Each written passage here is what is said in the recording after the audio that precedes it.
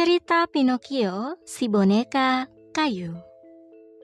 Pada zaman dahulu kala, hiduplah seorang tukang kayu yang bernama Geppetto. Ia hidup seorang diri di rumah sederhananya yang hanya berisi barang-barang dari kayu. Geppetto bermimpi memiliki anak laki-laki yang akan menemaninya. Suatu malam, saat ia merasa kesepian, ia membuat sebuah boneka kayu.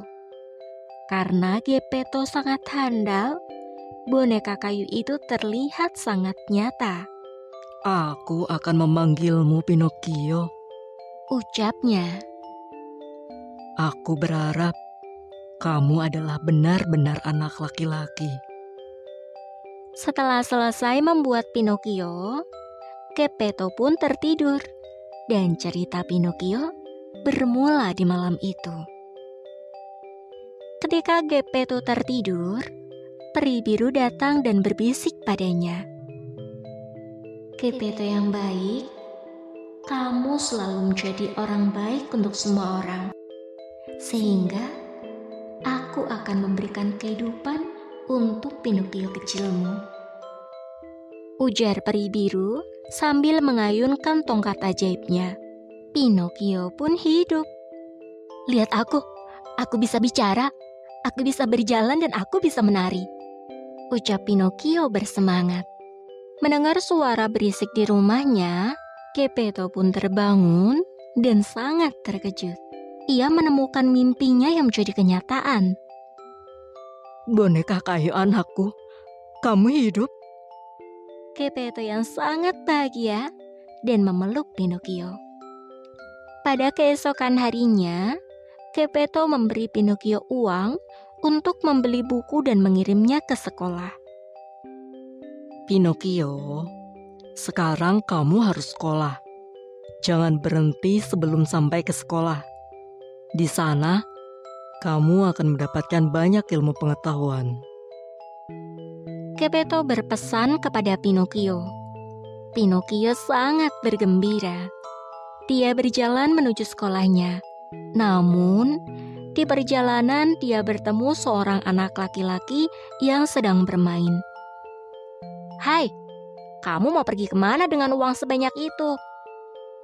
tanya anak laki-laki itu. "Aku akan pergi ke sekolah dan membeli buku," jawab Pinocchio. "Daripada ke sekolah, lebih baik uang itu kamu gunakan untuk membeli permen. Rasanya sangat enak," ucap anak laki-laki itu. Seekor belalang ajaib melompat ke pundak Pinocchio dan berbisik padanya. "Jangan lakukan itu, Pinocchio. Jangan dengarkan anak itu," ujar sang belalang ajaib.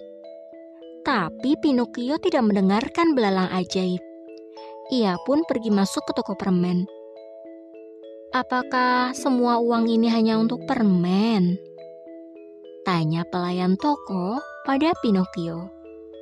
"Iya, ayahku ingin aku membelikan semua uang ini untuk permen," ucap Pinocchio. Namun, tiba-tiba hidung Pinocchio bertambah panjang. Pada saat Pinocchio keluar dari toko, si anak laki-laki dengan cepat mencuri semua permen dari tangan Pinocchio dan melarikan diri. Pinocchio telah ditipu. Belalang ajaib kembali melompat ke pundak Pinocchio lagi dan bertanya, kenapa uang Pinocchio berkurang? Pinocchio menjawab, "Uangnya jatuh dan hilang." Pada saat Pinocchio berbohong, hidungnya kembali bertambah panjang. Pinocchio pun kembali melanjutkan perjalanannya ke sekolah. Di perjalanan, ia bertemu dengan serigala dan seekor kucing. Mereka kemudian memanggil Pinocchio. "Hai, kami akan mengajak kamu ke sebuah pertunjukan boneka. Kami punya 1 tiket untukmu. Harganya hanya 5 koin," ujar serigala dan kucing. Pinocchio berpikir itu adalah tawaran yang sangat menarik, sehingga ia memutuskan untuk ikut. "Aku punya 5 koin. ayahku menyuruhku pergi ke pertunjukan yang menarik. Dan hidung Pinocchio pun kembali bertambah panjang. Pinocchio pun pergi ke pertunjukan boneka tersebut. Namun ternyata tiket yang dibelinya adalah tiket palsu. Penjaga pertunjukan tidak memperbolehkannya masuk. Pinocchio pun duduk sambil menangis. Kemudian datang seorang laki-laki asing dengan rambut dan janggut panjang. Ia melihat Pinocchio yang sedang menangis. Ternyata ia adalah Stromboli, pemilik pertunjukan boneka. Ia sangat terpesona saat melihat Pinocchio yang merupakan boneka kayu hidup tanpa memakai tali pengatur. Stromboli kemudian mengajak Pinocchio bergabung dalam pertunjukan. Pinocchio kemudian naik ke panggung. Dia menari dan bernyanyi. Para penonton menyukai Pinocchio. Mereka bertepuk tangan untuk Pinocchio. Pinocchio yang semakin bersemangat membuat ia tidak melihat arah gerakannya. Dan tanpa sadar, hidungnya yang panjang tersangkut tali boneka yang lain. Akhirnya pertunjukan berhenti karena menjadi kacau. Seluruh penonton menertawakan pertunjukan itu. Pinocchio sangat lelah. Ia juga merindukan Geppetto. Pinocchio meminta izin pada Stromboli bahwa ia ingin pulang.